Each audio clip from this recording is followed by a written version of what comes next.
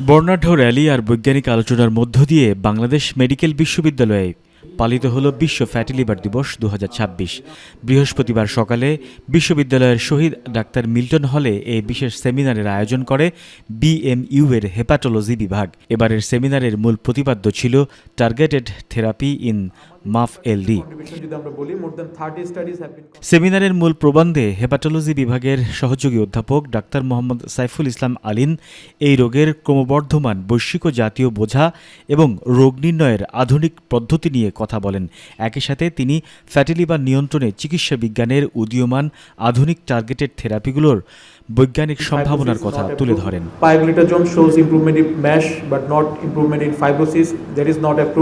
সেমিনারে বিশ্ববিদ্যালয়ের শিক্ষক, চিকিৎসক, গবেষক এবং স্বাস্থ্যসেবা সংশ্লিষ্ট পেশাজীবীরা অংশগ্রহণ করেন।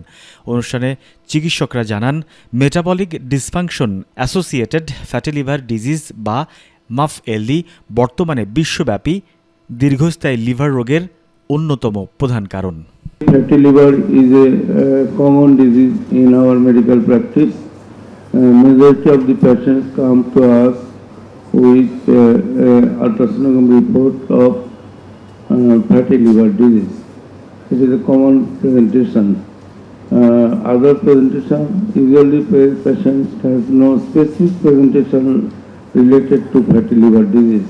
So we should make every effort to make awareness by seminars, symposiums, paper and other media to create awareness among the people about the liver disease, fatty liver disease, and brings the people under treatment umbrella.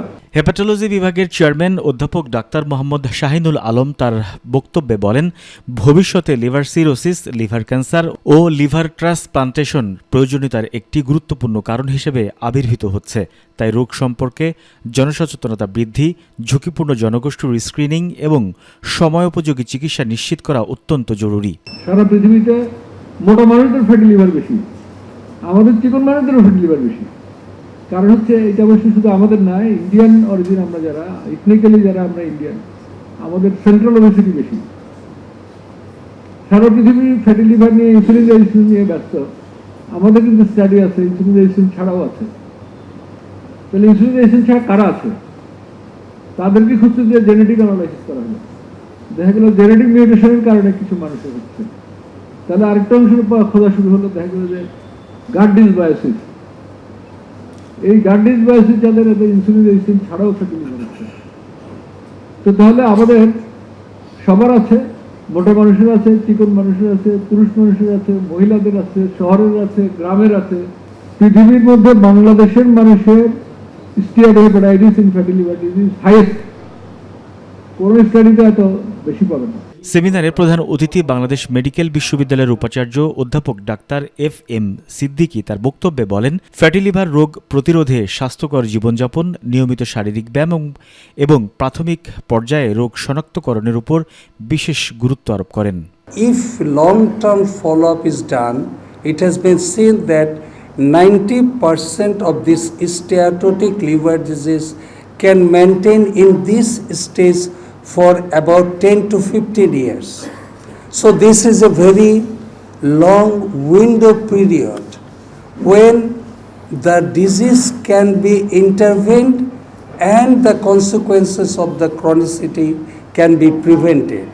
After 15 to 20 years, 10% of those who had steatotic liver disease, they slowly develop steatohepatitis. And the stage of steatohepatitis is the beginning of the rapid declination of the liver function.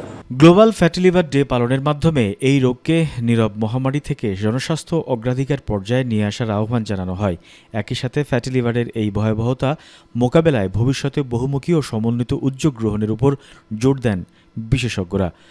অনুষ্ঠানে আরও উপস্থিত ছিলেন BMU এর pro vice chancellor academic অধ্যাপক doctor Mohammad Nazrul Islam, pro vice chancellor প্রশাসন অধ্যাপক doctor Mohammad Abul Kalam Azad, pro vice chancellor গবেষণা ও উন্নয়ন অধ্যাপক ডাক্তার মোহাম্মদ মুজিবুর রহমান হাওলাদার, ট্রেজারার অধ্যাপক ডাক্তার নাহরিন আক্তার এবং রেজিস্ট্রার অধ্যাপক doctor Mohammad Mostafa Kamal. Our President and General Shahriar Raj, medical post, Dhaka.